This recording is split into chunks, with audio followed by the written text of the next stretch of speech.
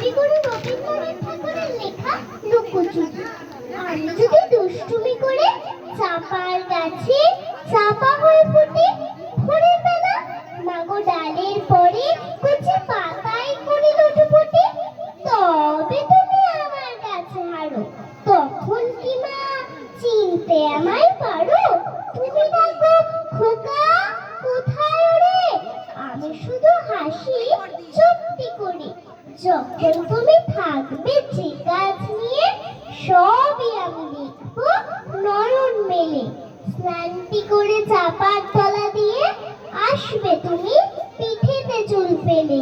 এখান দিয়ে পুজোর ঘরে যাবে, দূরের থেকে ফুলের গন্ধ পাবে। তখন তুমি বুঝতে পারবে না সে তোমার খোকার গায়ের গন্ধ আসে। দুপুর বেলায় মহাভারত হাতে বসবে তুমি সবার খাওয়া হলে। গাছের ছায়া ঘরের জানালাতে পড়বে এসে তোমার পিঠে কোলে। আমি আমার ছোট্ট ছায়াখানি দোলাবো তোর বইয়ের পরে আনি। তখন তুমি বুঝতে পারবে না সে তোমার চোখে খোকার ছায়া ভাসে।